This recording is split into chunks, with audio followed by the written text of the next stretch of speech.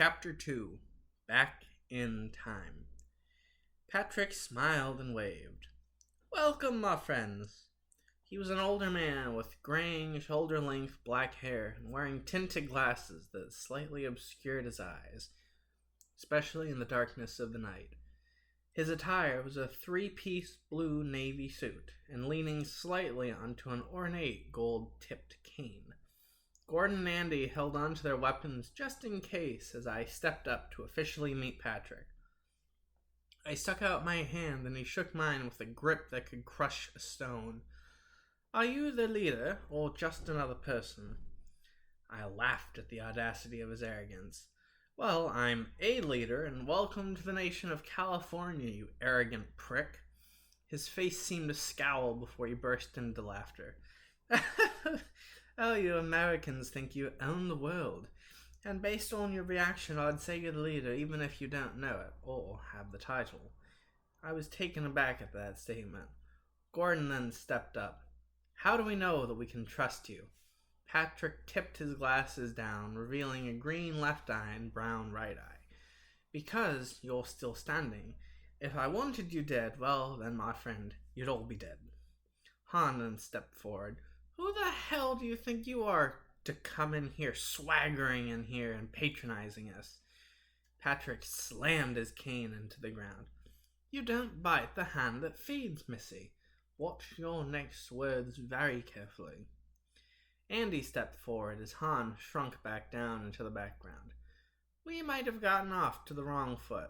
I'm Andy. This is my brother Gordon. You just spoke to Han, the governor of California, and Seb is who you first met. Patrick stuck out his hand to shake. You, my friend, know not to bite the hand that feeds, as well as your brother and Seb. Han should know her place. She just scoffed. I shot her a look. She understood, but didn't look too happy. I again walked over to Patrick. So, Patrick, apologies for the way we started, but anyways, what is the rest of the world like?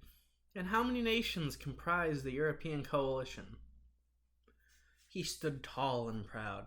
Only one nation. It's a European Union of sorts, with Britain once again reclaiming what is rightfully ours. But we too had our hardships with Atmos. They still took out most of the power, and I was genuinely confused to see nukes flying across North America. Wait, what? You mean you didn't know there were others out there? Patrick simply nodded.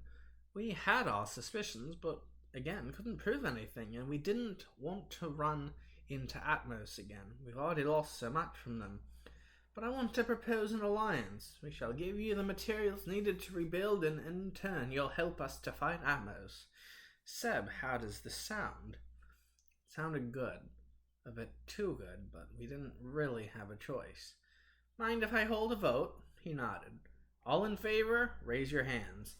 Only Han didn't raise her hand, which made sense based on the way she'd been treated. Okay, Patrick, it seems the answer is yes. Also, I'm curious as to what Europe is like, as I'd never been even before the outage. He genuinely smiled. Well, if you'd like, you can come back with me, and even if you don't trust me, you can pick another person to come with. Andy stepped up. I'll go with you, Seb. Gordon, Han, keep the place running, will you? Gordon nodded while Han looked somewhat upset. I walked over to her after excusing myself. We walked away from the plane. The fuck are you doing, Seb? It's clearly a mistake, or a trap at worst. I care for you and Andy and don't want to see you two hurt, or worse yet, dead. I nodded while hugging it out. Feels like one as well, which is why I'm taking Andy with me. If we need to fight them too, we will, and we will win. Han looked genuinely surprised. Maybe you are the true leader after all. My ego was hurt by Pat the asshole, but he could be a big help if he's being honest. I nodded and hugged Han again. Goodbye for now, my friend. May we meet again soon. Also, take care of Sparky. He's at our house. Andy had said his goodbyes to Gordon. Now it was my turn. I walked up to him, and he had a look of resolve and slight fear in his eyes. Are you sure about this, Seb? I nodded. I am, and like I told Han, we will destroy them if they fuck us over. Keep your missiles armed and ready. Andy will call a strike if necessary. but I hope to not have to use more nukes. The single code word for the bombing is sunrise. Got it? Gordon grimly nodded, and he embraced me tightly. Andy grabbed his bag from the Jeep with all of his meds, and we got going. We stood on the ramp holding hands and waving goodbye to our friends and family. Then the ramp closed, and the journey overseas had just begun.